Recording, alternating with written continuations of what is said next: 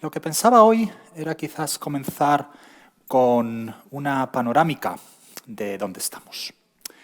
Y aunque hay muchas maneras de pensar acerca de la economía de un país, a los economistas nos suele gustar pensar acerca del Producto Interior Bruto.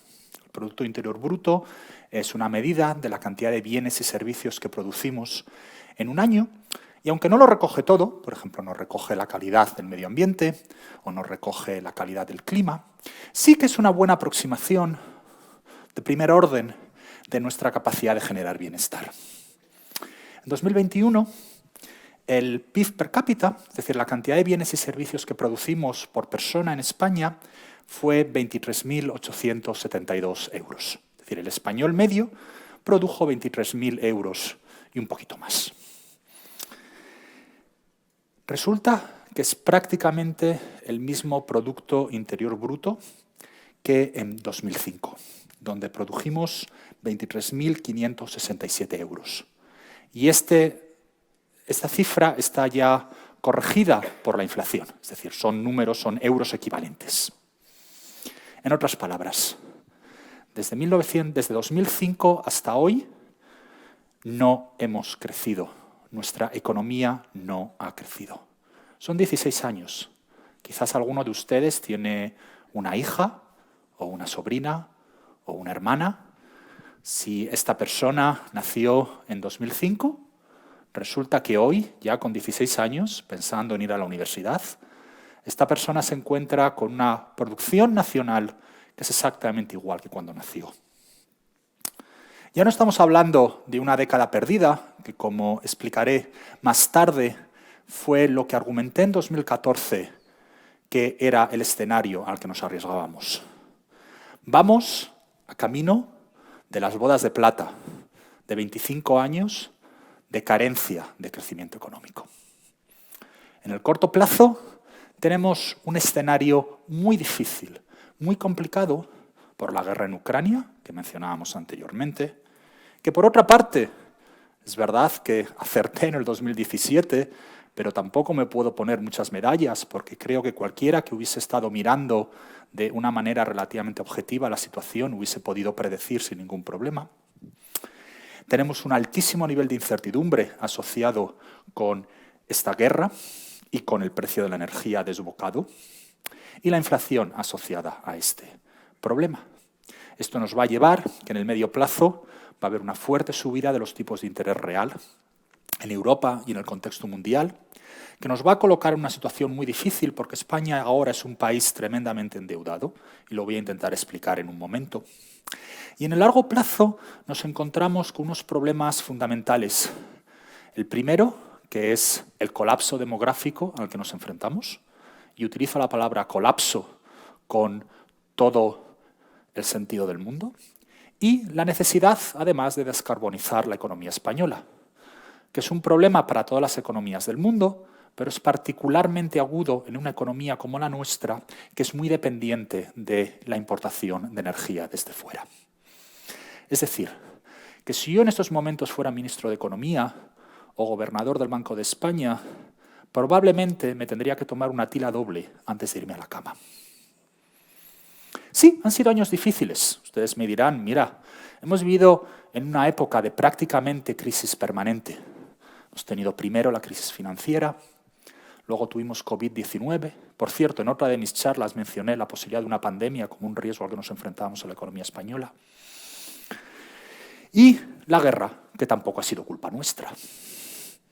Pero estar preparado para las crisis es parte de la labor de la política económica. Y sí que hay otras naciones que han crecido en términos de PIB per cápita desde 2005.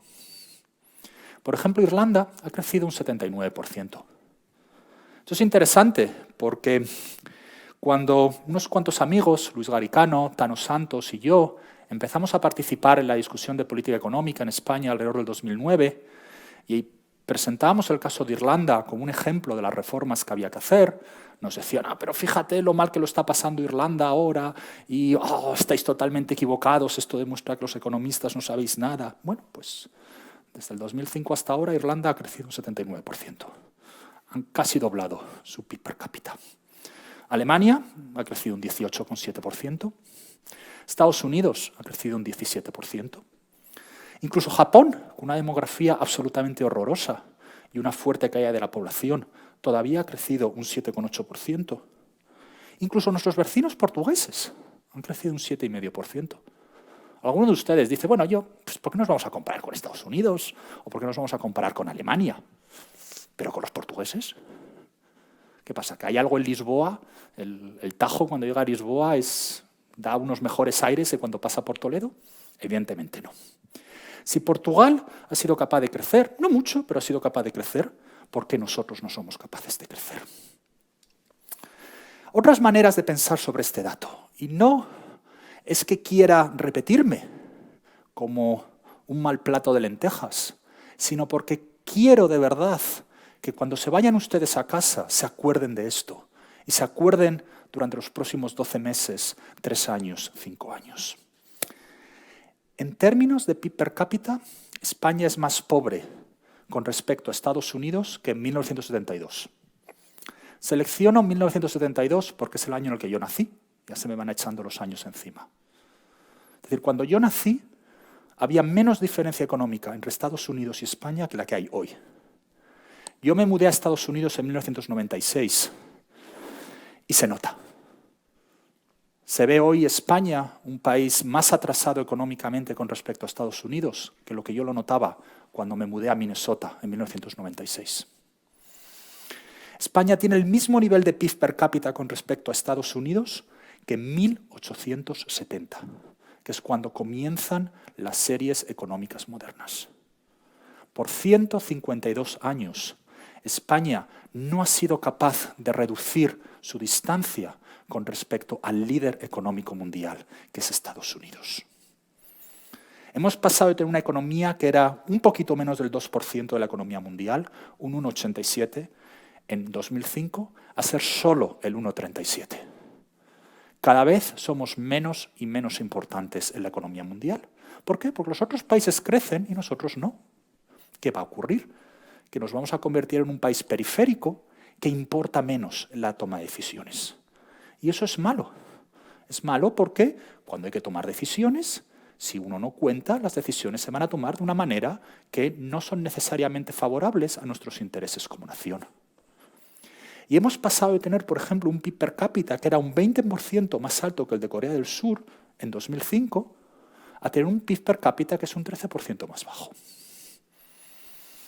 Pero no solo es el PIB per cápita. Seguro que alguno que nos esté siguiendo por internet o esté aquí y está pensando, otro de estos economistas que piensan que solo es el PIB, que todo lo que importa es el crecimiento económico. Bueno, pues mire, en 2005 trabajaban 19,2 millones de españoles. En el 2021 trabajan 19,6 millones de españoles. Es decir, hemos creado solo 400.000 puestos de trabajo. Y claro, como ya les decía antes, que el PIB per cápita prácticamente no ha subido, la población ha crecido un poquito, lo que nos encontramos es que nuestra capacidad de producir, que es lo que producimos dividido por el número de trabajadores, no ha crecido. No somos más productivos ahora que en el 2005. ¿Y por qué es esto tan horroroso? Porque la frontera tecnológica mundial ha seguido creciendo. Nuestra capacidad de producir más cosas ha mejorado. Mi iPhone, que he puesto ahí al principio de la conferencia, es mucho mejor que el teléfono que tenía en el 2005. El ordenador que tengo en la habitación del hotel es mucho mejor que el ordenador del 2005. Y a pesar de tener una tecnología mucho mejor, no somos capaces de producir más. Lo cual quiere decir, en otras palabras, que estamos desaprovechando las oportunidades que el crecimiento tecnológico nos ofrece como nación. El desempleo ha pasado de ser el 9,1% al 15,37%. El déficit estructural de las administraciones públicas, aquí la palabra que quizás les sorprenda es estructural. Aquí lo que estamos haciendo es corregir por los efectos del ciclo económico. Y de tal manera lo que uno ve es el efecto o la situación de las administraciones públicas en una situación de equilibrio de la economía. Y para que nadie me acuse de nada, estas son las cifras del Fondo Monetario Internacional, que por otra parte son muy similares a las cifras que utilizan muchas otras organizaciones internacionales de análisis económico. En 2005 teníamos un déficit estructural del 3,43%. En el 2021 teníamos un déficit del 5,03%. Y fíjese, esto no es COVID. Aquí es lo que la palabra estructural importa, porque esto ya está corregido por los efectos de COVID. Y la deuda pública, a la cual voy a volver muchas veces en esta charla, ha pasado de ser el 42% del Producto Interior Bruto a ser cerca del 120%. Es decir, producimos lo mismo, pero tenemos más desempleo, tenemos más déficit público y tenemos más deuda. Estos 16 años no nos ha ido particularmente bien. Y nos encontramos, además, con que los siguientes meses o los siguientes años, como decía anteriormente, van a ser muy complicados. Salía ayer el dato del IPC y la inflación está en el 9,8 en marzo. Estamos básicamente a niveles de inflación de mediados de los años 80. Niveles de inflación que, si me hubiesen preguntado hace 3 o 4 años, jamás hubiese aventurado que nos íbamos a encontrar de nuevo en esa situación. Y sí, efectivamente, hay un efecto de la guerra sobre la energía y la alimentación, pero voy a volver a ello. También son consecuencia de la lectura incorrecta que se ha hecho desde muchas instituciones de las lecciones de la crisis financiera de 2008. La crisis financiera de 2008 fue una crisis básicamente de demanda. Lo que queremos decir los economistas con que una crisis es una crisis de demanda es que la gente no quiere consumir, la gente no quiere invertir. Yo tengo un restaurante y tengo las mesas vacías. Tengo las mesas vacías porque la economía va mal, ha habido una burbuja inmobiliaria que se ha roto, estoy con el agua al cuello que no puedo pagar la hipoteca y entonces cuando me dice mi mujer, Jesús, vámonos a ir a cenar esta noche, le digo, no, no podemos ir a cenar esta noche porque no nos da el dinero. Eso es una crisis de demanda. En cambio, lo que nos encontramos ahora, primero con la COVID y luego con la guerra de Ucrania, es fundamentalmente una crisis de oferta. No podemos producir en el restaurante porque como consecuencia de la pandemia tenemos que tener las mesas más separadas. Y ahora no podemos producir en el restaurante porque resulta que tenemos que freír las patatas en aceite de girasol y el aceite de girasol se produce en Ucrania y ya no hay aceite de girasol. ¿Qué es lo que ocurre? Que cuando uno tiene una política fiscal y monetaria muy agresiva, cuando hay un problema de falta de demanda, esto ayuda a la economía. Lo que hago es envío a la gente un cheque, le digo, mira, esto es un cheque para ir a cenar al restaurante. Entonces voy, aparezco en el restaurante, ceno en el restaurante y se producen más cenas. Pero cuando el problema es que yo no puedo darte una cena porque no tengo aceite de girasol para freír las patatas fritas, si te doy un cheque para que vayas a cenar, lo que va a ocurrir es que tengas inflación. Porque el restaurante tiene que de alguna manera racionar las cenas que puede dar. Con lo cual, que nos encontremos en esta situación no es una sorpresa. Y de hecho, algunos economistas ya llevaban avisando desde hacía 2 años que nos encaminábamos hacia un escenario de inflación muy serio. Y además, hay un problema de regulación.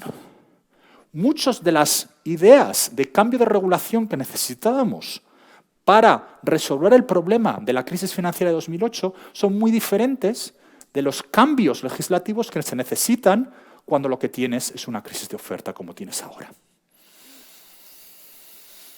De alguna manera, estamos en un escenario similar al de 1973. Déjenme que les recuerde, por si no se acuerdan. En 1973 empieza la guerra del Yom Kippur y, como consecuencia del embargo de los países árabes productores de petróleo, al petróleo exportado hacia Occidente o muchos países occidentales, comienza una enorme escalada del precio del petróleo. Y esta enorme escalada del precio del petróleo castiga a muchas economías occidentales y una de las economías occidentales más castigada es la española. ¿Por qué? Porque cuando España se embarca en el desarrollismo de los años 60, los planes de desarrollo y la política económica fue sesgada hacia actividades económicas muy intensivas en energía. Por ejemplo, astilleros, una de las grandes historias de éxito, entre comillas, de la economía española en los años 60 fue nuestro gran crecimiento en nuestra producción naval. El problema es que construir un barco requiere muchísima energía. Tú estás en el 73, te golpea la crisis del petróleo y estás en una situación muy, muy difícil. Y en aquel momento, que genera esta inflación, que significa estancamiento e inflación a la vez, se reacciona de una manera profundamente incorrecta. En vez de sentarnos en el 73, es decir, tenemos que ajustarnos a la nueva realidad, todos los ajustes de la economía española se posponen. Se utiliza la política fiscal, la política laboral y la política de rentas para negar la realidad. Buen motivo por el que esto ocurre es porque estábamos en una situación política muy complicada. El dictador se estaba muriendo, nadie quería asumir los enormes costes que suponía un ajuste de la economía española, y luego, durante la transición a la democracia, durante los primeros años de la transición de nuevo, es muy difícil realizar este ajuste. Es solo con los pactos de la Moncloa y posteriormente, a principios de los años 80, que la economía española finalmente acepta que hay que ajustarse a la nueva realidad. Lo que yo veo es que todas las decisiones de política económica que he visto en las 2 últimas semanas son exactamente iguales que las que hicimos en el otoño de 1973. Unos eran del Movimiento Nacional, otros de una coalición entre Podemos y el Partido Socialista. Pero la política económica es exactamente la misma. 1, negar la realidad. 2, hacer medidas en el Consejo de Ministros que te van a dar un titular fantástico al día siguiente por ganar en un caso votos y en el otro la tranquilidad en un momento del final de un régimen político. Pero argumentaría que la irresponsabilidad que se cometió en 1973 y 1974 era menos irresponsabilidad que la que estamos tomando ahora. Y el problema es, o las diferencias son, 1, por una serie de motivos que ahora no tenemos que entrar, durante la dictadura no se había acumulado deuda pública. Con lo cual en el 73 teníamos aproximadamente un 8% de deuda pública sobre el PIB, que es 0 prácticamente. Ahora debemos un 120%.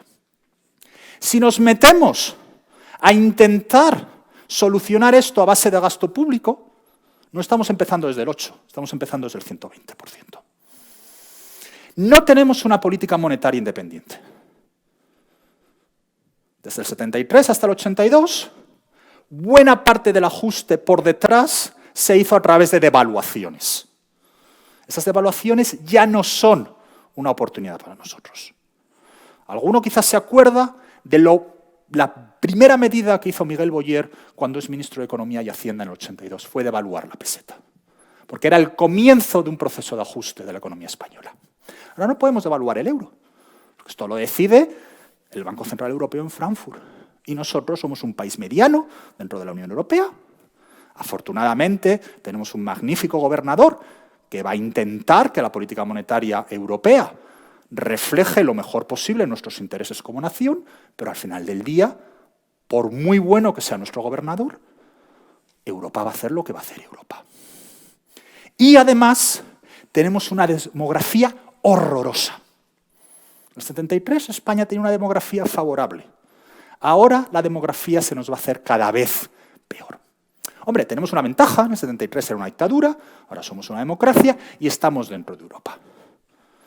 Y lo que espero que nos salve es Europa, no tanto como por el dinero que nos va a venir de Europa, sino como que Europa va a intentar controlar a nuestros políticos. Dentro de pocos meses será el 10º aniversario de un artículo, que quizás la cosa más orgullosa de la que estoy, que publicamos en El País que se llamó No queremos volver a la España de los 50. Fue con Luis Garicano y Tano Santos. Y era porque en aquel entonces había personas muy altas dentro del gobierno Rajoy coqueteando con la idea de abandonar el euro. La vida nos dio que no se les prestó atención. Imaginémonos en esta misma situación que estamos ahora, pero fuera de Europa o fuera de la eurozona. Bueno, hombre, creo que era Luis Ángel Rojo el que decía que el problema de los economistas es que somos como ese niño desagradable que te dijo en segundo de primaria que los Reyes Magos no existían. Les tengo que dar todavía peores noticias. Y es que además nos encontramos a nivel mundial en una perspectiva que puede haber una profunda desglobalización de la economía mundial. Que tanto como consecuencia de la COVID, como de la guerra, como de una serie de decisiones de política económica, el mundo de la globalización en el que hemos vivido los últimos 25 años puede parcialmente deshacerse. Quizás no, quizás tengamos suerte, pero existe esta posibilidad. Y esto nos va a llevar a una situación muy complicada, porque España es una economía muy abierta. Seguimos pensando en España como una economía cerrada, pero no lo es. Nosotros vivimos... ¿De qué vive España? España vive del turismo. Hoy venía en el avión, he llegado esta mañana desde Nueva York. El avión estaba lleno de turistas americanos que estaban todos hablando, que no me han dejado dormir, de «Oh, fíjate qué restaurante aquí en Madrid tan maravilloso». Claro, pues indudablemente en un mundo en el que es más difícil viajar, no van a venir americanos a los restaurantes buenos de Madrid. España es un país que vive de producir automóviles. Somos uno de los mayores productores de automóviles del mundo. Y si nos vamos a un mundo desglobalizado, donde no hay cadenas de producción internacional de automóviles, ¿qué es lo que vamos a hacer? Y es un país que, como decía antes, vive de la energía exterior, porque llevamos 40 años sin tener una política energética seria. Esto nos deja en una situación muy, muy difícil. Y si luego tenemos tiempo, voy a intentar hablar un poquito acerca de cómo reaccionar ante esta situación y del papel que tiene que jugar España dentro de Europa para que, a través del apalancamiento que nos permite la Unión Europea, defender nuestros intereses nacionales. En particular, y esto es parte de muchos artículos que he escrito en el Confidencial en el último año, es que creo que tenemos que empezar a distinguir entre la gestión de la crisis y la planificación acerca del futuro.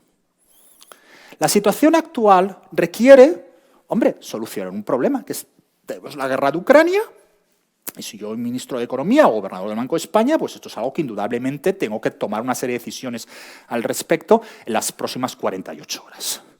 Pero también hay un problema de pensar cómo yo quiero que sea la España de 2050. ¿Qué es lo que tengo que hacer para que España sea una nación próspera en 2050? Y en los últimos años, desde la crisis financiera, nos hemos centrado exclusivamente en la primera vía. Ha sido toda la gestión del día siguiente. Ha sido toda la gestión de llegar al próximo Consejo de Ministros el próximo viernes y tener una rueda de prensa a la salida del Consejo de Ministros. Nuestro liderazgo, de todos los gobiernos desde el 2008, Zapatero, Rajoy, Sánchez, ha sido caer en la tentación de utilizar esta crisis precisamente para no pensar en la política a largo plazo. Y siento mucho decirlo, pero la sociedad española ha sido y consentido. Esto no ha sido una imposición de los gobiernos. La mayoría de los españoles, como han demostrado repetidamente en muchas elecciones, se han quedado tan tranquilos con esta estrategia.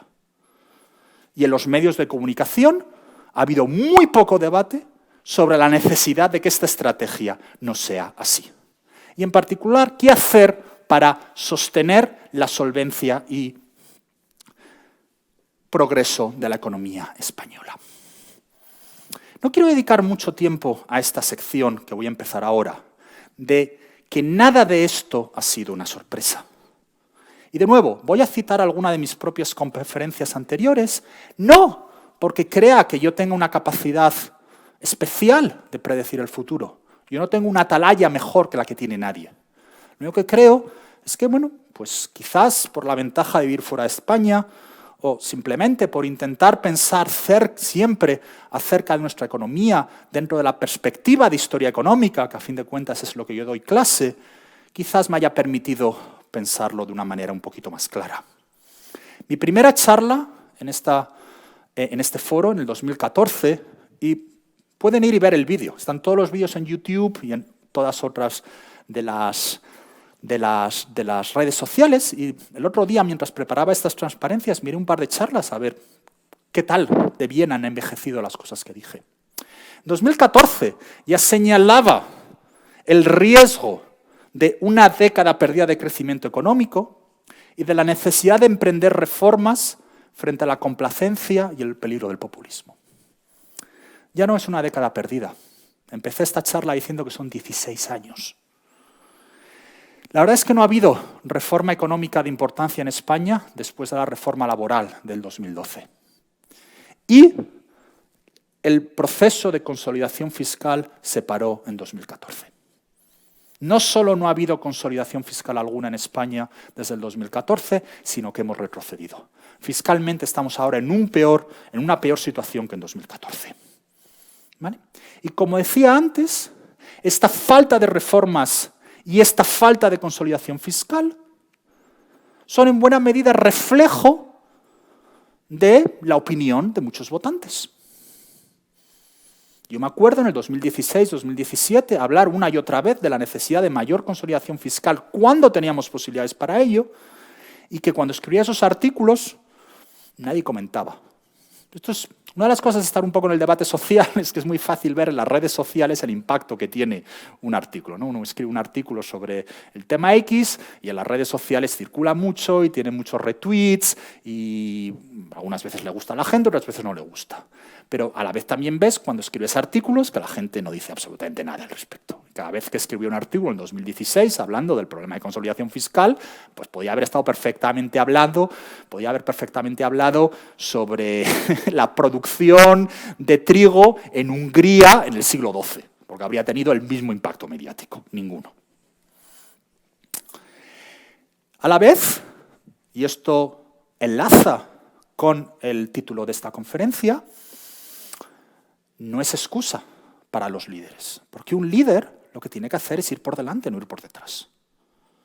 Un líder tiene que salir por la televisión y explicarle a los españoles por qué sus instintos de no realizar reformas no son los correctos. ¿Por qué los franceses viven todavía hoy obsesionados con Charles de Gaulle? Si ven los debates en la televisión francesa estos días sobre las elecciones presidenciales, inmediatamente todo el mundo se quiere relacionar con Charles de Gaulle. Porque Charles de Gaulle le dice a los franceses repetidamente, durante todos los años en los que tuvo importancia, desde la Segunda Guerra Mundial hasta dejó la presidencia, cosas que los franceses no querían escuchar. Si alguno sabe francés, por favor, que vaya a YouTube y ponga Charles de Gaulle hablando por televisión o Charles de Gaulle hablando en la radio. Charles de Gaulle una y otra vez le dice a los franceses lo que los franceses no querían escuchar. Y Charles de Gaulle les dice, lo siento mucho, pero esto es lo que necesita Francia. Y quizás por eso Francia es lo que es Francia y España es lo que es España. Porque Francia tiene Charles de Gaulle y nosotros no los tenemos. En 2015, por ejemplo, hablé que teníamos una ventana de oportunidad y señalé específicamente entre 3 o 4 años. Dije, porque al final de estos 4 años volverán los malos tiempos. Y dije, no sé lo que nos va a ocurrir dentro de 4 años, pero sé que cuando uno estudia historia económica, uno suele tener 8 años de buenos tiempos. Y luego pues pasa lo que sea. Ya habíamos gastado 4 años de expansión, de media te quedan otros 4 años, vamos a aprovechar bien estos 4 años. Fue la COVID lo que se nos llevó por delante, precisamente 4 años después de mi charla, y no habíamos hecho nada, no nos habíamos preparado. ¿Okay? En 2016 hablé del crecimiento de la productividad y de la sostenibilidad fiscal. De nuevo, no hemos hecho nada al respecto. Ya hablamos de Ucrania, no hace falta de repetir. Y en el 2019, de nuevo, hablé de que hablé sobre las debilidades de la economía española. En el 2019, si ven la charla, ya verán que estaba muy preocupado sobre el escenario que íbamos a tener en los 2 próximos años, y de hecho el escenario fue peor que incluso mis peores perspectivas. Y lo que nos demostró la crisis de la COVID-19 es que nuestras administraciones públicas no estaban preparadas para ello. Miren, yo he escrito un trabajo de investigación con un profesor de Stanford llamado Chad Jones, en el que básicamente, bueno, hemos escrito 2, pero en el que básicamente recopilábamos datos sobre la COVID-19 en los principales países avanzados y cómo se ha gestionado la crisis. Bueno, pues el trabajo tiene su cierta gracia y ha gustado por ahí. Bueno, no pasa nada. El peor país en términos de datos era España. Teníamos datos para unos 50 y tantos países. El país que tenía la peor página web para bajarte los datos. Solo en español. Tú te ibas a Corea, no pasaba nada. Corea tenía una página web con todos los datos de Corea, en coreano y en inglés, y con un formato estándar que te podías bajar y donde la explicación era clarísima. Yo no hablo una palabra de coreano, no tuve ningún problema para entender los datos de Corea. Yo, pues más o menos algo de español hablo, y no conseguía entender la explicación del Ministerio de Sanidad español. Y los datos, además, a algún listo se les ocurría poner en Excel y no en CSV. No sé si saben ustedes de qué va esto, no importa, pero CSV es el formato estándar internacional de transmisión de datos. Bueno, pues el Ministerio de Sanidad en España dice, nosotros los más toreros. El único país del planeta que no va a poner los datos en CSV, porque somos así de rumbosos. Y claro, seguir el problema de los datos en España era imposible. Eso es una debilidad fundamental de las administraciones públicas españolas. Bueno, ¿y esto por qué nos pasa? Bueno, pues puede pasarnos por 3 motivos. Uno es que tengamos mala suerte, ¿no? Pero esto me recuerda a un amigo mío, no voy a decir el nombre que es, porque algunos de ustedes son economistas y lo mismo lo conocen, que me decía una vez, yo qué mala suerte que tengo, que en todos los departamentos de economía en los que he estado me he peleado de manera seria con el director del departamento. Yo le decía, hombre, aquí es donde censuro el nombre de la persona. Si en todos los departamentos a los que vas te peleas con el director del departamento, pues, hombre, quizás el problema no es el del director del departamento. Entonces, si tú lo que te ocurre es que constantemente tienes mala suerte, pues lo mismo es mala suerte, ¿no? La segunda posibilidad, que decía un amigo, es que España está llena de españoles. Bueno, pues es que los españoles somos así, no le podemos hacer nada. Yo la verdad es que esta idea no me la creo. Y no me la creo un poco por lo que decía Vicente durante la introducción. Yo veo que los españoles, cuando se les da las oportunidades, pues lo hacen igual de bien o mejor que otra gente. España creció muchísimo en el pasado. Del 59 al 73 crecimos mucho. Y yo veo que los españoles... Hay grandes empresas españolas y que los españoles, cuando están en un marco institucional adecuado, lo hacen muy bien. Uno va por Nueva York, en el mundo de las finanzas de Nueva York, o por Londres, y hay españoles buenísimos que lo hacen muy bien. Y uno va a Silicon Valley y hay españoles que hacen las cosas muy bien. Y ahí está Andrés preparando comidas en Ucrania para todo el mundo. Es decir, España no, el problema de España no es que esté llena de españoles. El problema de España es que la estructura determina los resultados. Las cosas no son producto de la casualidad. Lo que nos encontramos es que hay una estructura político-administrativa, y empleo la expresión político-administrativa para resaltar que estoy hablando tanto de las estructuras políticas como de las administraciones públicas en general, desde la oficina económica del presidente del gobierno hasta la guardería pública del pueblo más pequeño de Córdoba, que ha generado una serie de incentivos para que no se tomen las decisiones concretas que España necesita. Y en particular, esta estructura ha llevado a una calidad democrática en deterioro y una eficiencia económica cada vez más baja. Ya antes he argumentado acerca de la eficiencia económica. La calidad de nuestra democracia.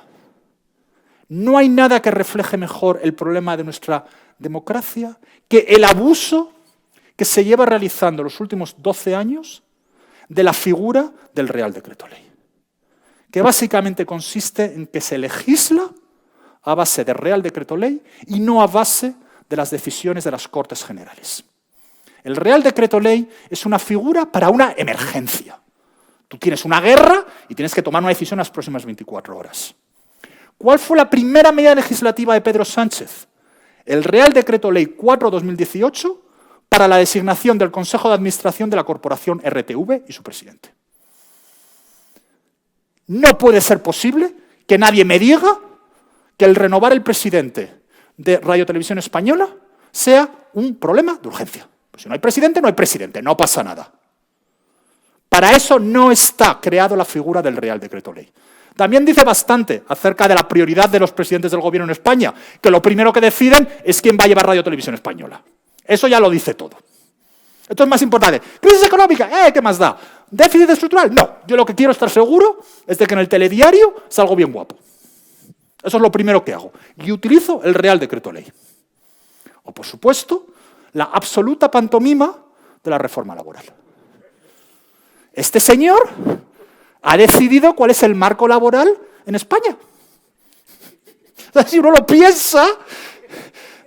No sé cuántos de ustedes les gusta Seinfeld. Seinfeld es una cosa como muy de Nueva York, y entonces lo mismo en España no es un poco difícil de ver, pero como yo vivo en Nueva York, últimamente, además resulta que mi apartamento está solo a una manzana donde vivía Seinfeld, y entonces todas las cosas que salen en Seinfeld, las tiendas y tal, están literalmente a 50 metros donde yo vivo. Pues que este señor decida cuál es el marco de relaciones laborales en España es de un episodio de Seinfeld, totalmente. Esto no puede ser. Hemos creado una reforma laboral sobre la que podríamos hablar mucho, largo y tendido, y al final es cómo estamos haciendo política española en España. ¿Cómo estamos haciendo política española en España? Y claro, así no puede funcionar un país. ¿Vale? Y lo que nos encontramos, y esto, como decía anteriormente, es lo que engarza con el título de esta conferencia, es con el problema sistémico que tenemos de formación y selección de élites. Desde la educación primaria hasta el liderazgo de nuestros partidos políticos, hemos ido creando unas estructuras que no forman ni seleccionan a los líderes adecuados.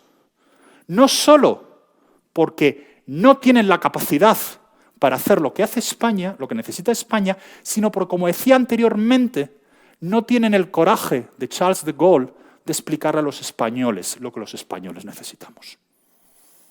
Y lo que es peor, y esto es algo que quizás no nos damos cuenta, el sistema está diseñado para seleccionar a los peores. Está diseñado para seleccionar a los que saben navegar el sistema. Me acuerdo cuando nombraron a Moreno Montilla,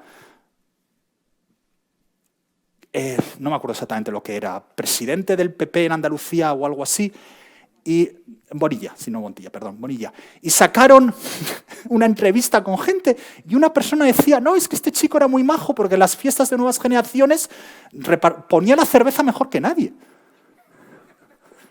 Ya, olvidémonos de que había mentido sobre su currículum de manera absolutamente tendenciosa. No, es que como era muy majo en las fiestas de nuevas generaciones, pues ha ido subiendo, y ahí está, de presidente de la Junta de Andalucía. O, para que vean que no me enfoco con un partido, por el otro lado me dedico a escribir una tesis doctoral que no vale para nada, que es un refrito de cosas allí y allá, saco un libro sobre la tesis doctoral donde tengo plagio, al menos 600 palabras de plagio, lo publico y no pasa nada. Y ahí estoy tan tranquilo de presidente del gobierno. Y lo que es todavía peor,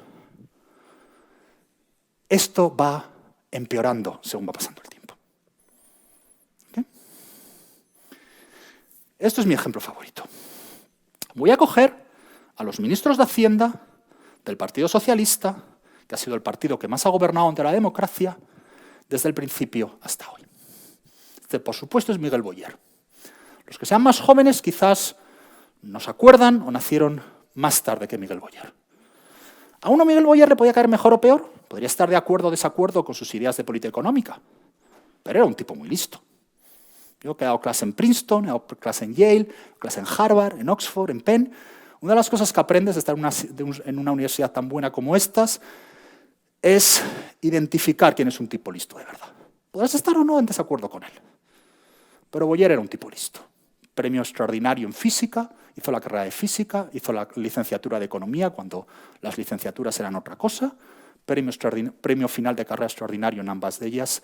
Vayan a YouTube y vean a Miguel Boyer dar una rueda de prensa. De nuevo, podrán ustedes estar o no en desacuerdo con Miguel Boyer, pero Miguel Boyer era un tipo listo, si me permiten la expresión castiza, de narices. Luego tuvimos a Solchaga, y yo creo que Carlos Solchaga, que también es un tipo listo, si le preguntan, probablemente sería el primero en decir que Miguel Boyer era más listo que él. Luego hemos pasado a Solbes. Bueno, si ven algunas de las intervenciones que dio al principio de la crisis financiera, pues quizás tengan una opinión de él un poquito más pobre de la que yo tengo sobre Miguel Boyer. Hemos tenido a Salgado y nuestra ministra actual.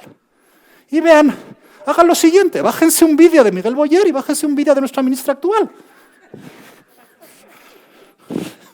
Básicamente, cada ministro de Hacienda que hemos tenido con el PSOE ha sido peor que el anterior.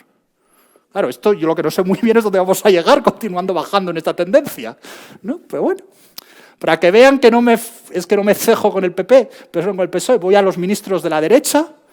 Bueno, Fernández Ordóñez de la derecha era relativo, pero bueno, era de la UCD, García Lloveros, y luego hemos tenido a Rato y a Montoro, que es, bueno, recordemos, alguien que decidió no presentar el presupuesto del Estado en una situación crítica de la economía española, porque había que ganar 4 votos en Andalucía y cuyas medidas legislativas se han convertido, uno de los deportes favoritos del Tribunal de Justicia de la Unión Europea es derogar las decisiones de Cristóbal Montoro. Claro, y esta tendencia tan negativa nos lleva a una situación muy difícil. Y además nos lleva a una situación muy difícil porque corregirla va a llevar muchísimo tiempo. Es consecuencia de las decisiones que tomamos en los años 90. ¿Vale? Algunas son comunes al resto de los países occidentales. La calidad de los líderes políticos yo creo que ha caído en todos los países occidentales. Pero el problema es que el que está dirigiendo ahora el PSOE o el que está dirigiendo ahora el Partido Popular es alguien que entró en política a finales de los años 90. Con lo cual, incluso aunque hiciésemos cambios de política, de instituciones en este momento, tendríamos que esperar hasta el 2030-2040 para que esto se empiece a notar. Y esto es algo que se sabe muy bien en educación. Cualquier cosa que hagas en educación tarda muchísimo tiempo en notarse. Y por eso es por lo que es tan importante que nos pongamos a hacer las cosas ya. Bueno, pues ya que hablaba de educación, hablemos de educación. Y he hablado de educación aquí. Seguro que alguno está pensando, ¡oh, Jesús, qué pesado! Otra vez hablar de educación. Si ya he hablado de educación 30 veces en este foro. Efectivamente, porque la educación es el problema fundamental en el centro de todo lo que nos encontramos. Tenemos un mal sistema educativo. ¿Okay?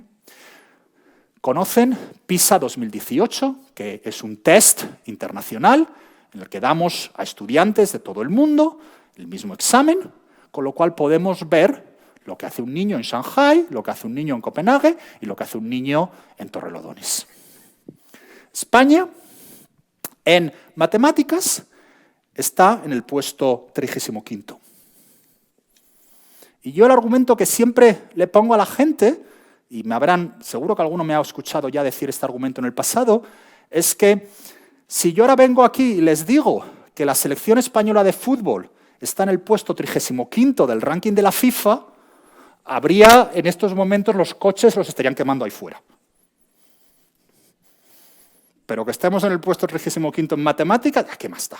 Mientras sigamos ganando 5-0 en el equipo de fútbol, esto no pasa nada.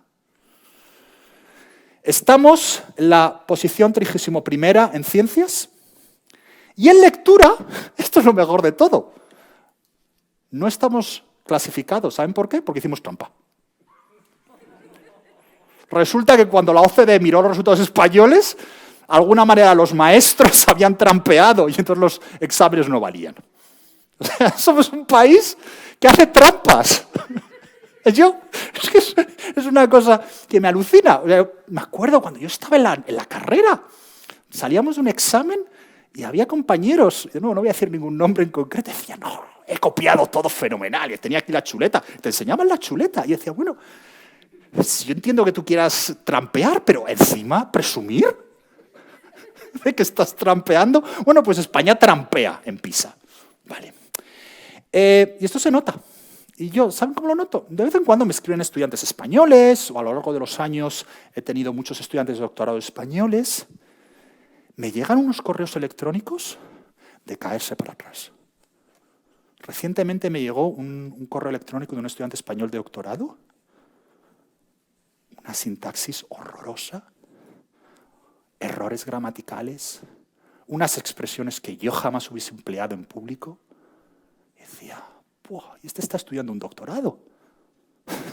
¿Cómo estará el que no lo está haciendo? Y se nota muchísimo el deterioro brutal de la capacidad de los españoles de escribir en los últimos 20-25 años. Son estudiantes sin capacidad analítica. De nuevo, un ejercicio que yo hago mucho en clase, y tengo en clase estudiantes de todo el mundo, desde Nueva Zelanda hasta Mongolia he tenido estudiantes. Les doy un artículo y les pido que me hagan un resumen de 5 minutos. Una de las cosas que siempre me impresiona es que los estudiantes españoles no saben resumir un artículo en 5 minutos. Bueno, pues que nadie se lo ha explicado. No sabemos escribir o leer, como decía antes. Seguimos teniendo unos planes de estudio de grado completamente inadecuados. Lo he dicho una y otra vez y lo seguiría insistiendo. Los planes de grado de economía en España son horrorosos. Horrorosos. Cualquier estudiante que está haciendo el grado de economía en España, a un nivel muy fundamental, le están tomando el pelo. Y son unos programas de grado tan horrorosos porque son el reflejo de los intereses absolutamente parroquiales de los departamentos. Tenemos la plaga de los dobles grados, sobre la que ya he escrito mucho. Yo hice una doble licenciatura. Y el problema de las dobles licenciaturas en aquel entonces y los dobles grados, si quieren luego podemos hablar en las preguntas, es que atrapan a la gente de una manera que no te puedes escapar. Y seguimos sin tener... Esto no sé cómo... muchas gracias. Y seguimos sin tener universidades punteras a nivel mundial. Y de nuevo, no parece que haya demasiada preocupación acerca de este tema. La administración pública. De esto también he hablado mucho. Tenemos un sistema de selección de las élites administrativas que está anclado en las necesidades que tenía España en los años 60. Esto, de hecho, relaciona mucho con el sistema educativo español al que me refería anteriormente. Tenemos un sistema educativo que tenía sentido en 1950. ¿Vale? Por ejemplo, volviendo al tema de los grados de economía. En 1950, el estudiante español de economía no iba a ir a Londres a trabajar. No iba a ocurrir. Lo que se iba a convertir era en un generalista para la administración pública o para instituciones, que tenía que saber un poquito de aquí y un poquito de allí, de muchas cosas, porque acceder a la información era muy difícil. Y total, como en España nadie iba a poder hacer investigación, pues tampoco hace falta que te formemos como investigador. Eso es lo que no ocurre ahora. Ahora, un chico que estudia economía en España quiere competir en la economía mundial. Pues lo mismo ocurre con la selección de nuestras élites administrativas. cuando yo estaba seleccionando a un abogado del Estado en 1950, quería defender los intereses de las administraciones públicas frente a una eléctrica o frente a un problema que yo tenía en Logroño. En esos momentos, cuando estoy seleccionando a un abogado del Estado o cuando estoy seleccionando a un técnico comercial, estoy seleccionando a gente que van a tener que ir a Bruselas o van a tener que ir a Frankfurt a defender los intereses de España, que van a tener que enfrentarse a un fondo de inversión en Londres, que tiene acceso a los mejores graduados de la Facultad de Derecho de Harvard y de Columbia. Necesito un abogado del Estado diferente. Esto no quiere decir que le esté quitando mérito alguno a los abogados del Estado actual. Estoy diciendo que tenemos que pensar que el abogado del Estado español o el TECO español de 2030 necesita un conjunto de habilidades que es diferente del que tenía en 1980. Antes hablaba de Cristóbal Montoro. Una de las cosas que a mí siempre me sorprendía más de Cristóbal Montoro es que a un nivel muy fundamental se le notaba cuando hablaba que él ya no era ministro de Hacienda de un pequeño país independiente. Que él era ministro que él no entendía que era ministro de Hacienda dentro de la Unión Europea. Y como decía antes, por eso le tiraron todos esos decretos y toda esa legislación el Tribunal de Justicia de la Unión Europea. Y eso es lo que no estamos haciendo a nivel administrativo. Y luego, si quieren, he escrito mucho, tengo un artículo muy detallado en El Confidencial. Además, el acuerdo que hice con El Confidencial fue, yo voy a escribir para ustedes, lo único que me tienen que permitir es que sea todo en abierto, con lo cual no tienen que suscribirse, lo pueden leer. Tengo un artículo muy detallado en El Confidencial explicando lo que tenemos que hacer para formar mejor a nuestros funcionarios de élite. Y no estoy diciendo nada loco. Estoy basándome en las reformas que han hecho en Irlanda, estoy basándome en las reformas que han hecho en Portugal, estoy basándome en las mejores prácticas a nivel mundial para tener grandes abogados del Estado, grandes tecos, que sean los mejores, que estén seleccionados con criterios de objetividad, de eficiencia y de equidad, para permitir además, que es algo que lo que España podía mejorar un poquito, que cualquier persona, venga de donde venga, pueda llegar a los máximos niveles de la administración española. Y tenemos que reforzar nuestras instituciones. Y aquí el ejemplo obvio es la comparación entre cómo funciona nuestro Consejo General del Poder Judicial versus cómo funciona el Consejo Superior de la Magistratura en Francia y en Italia. Y esto llega a consecuencias serias. Miren, este es un ejemplo, este es mi ejemplo favorito de a qué lleva crear instituciones donde la persona que las lleva, bueno, pues tiene sus objetivos particulares. Yo escribí hace poco también en El Confidencial una trilogía sobre el problema demográfico de España y del mundo en general.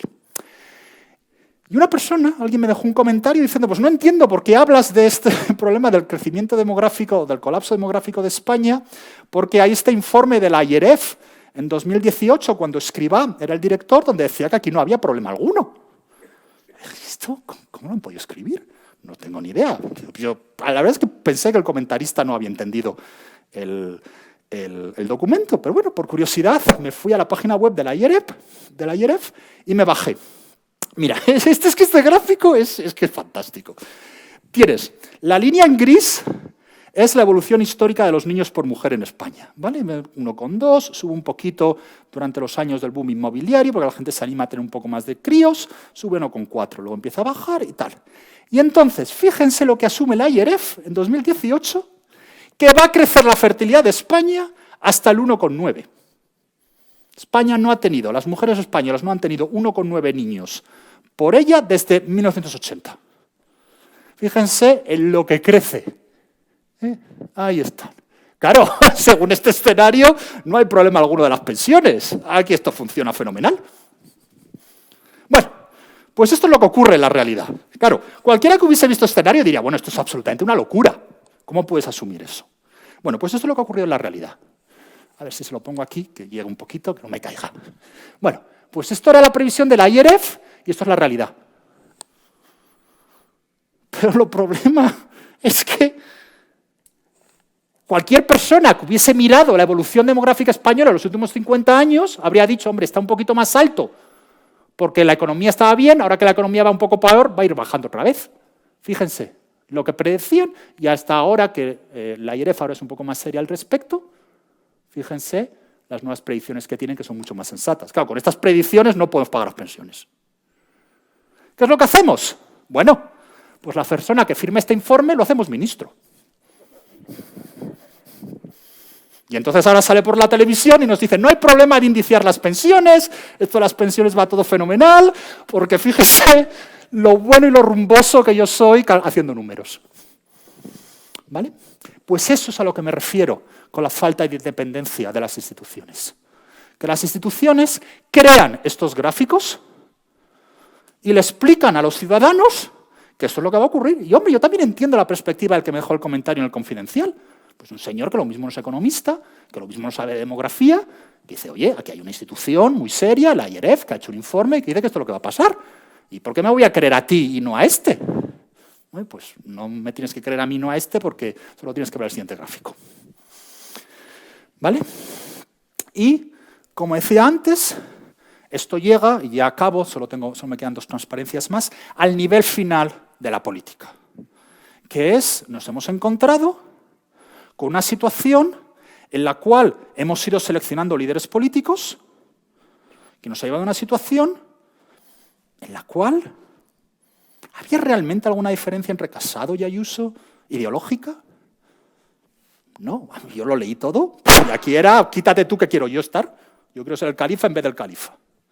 2 personas, además los 2 exactamente iguales, se metieron en política durante el grado, no han hecho absolutamente nada en la vida privada, se metieron en nuevas generaciones desde el principio, han ido siguiendo a nuevas generaciones, uno llegó a ser presidente del PP, suficientemente inútil que se lo han fusilado, y la otra señora pues está ahí de presidenta de la Comunidad de Madrid, y Dios dirá dónde acaba.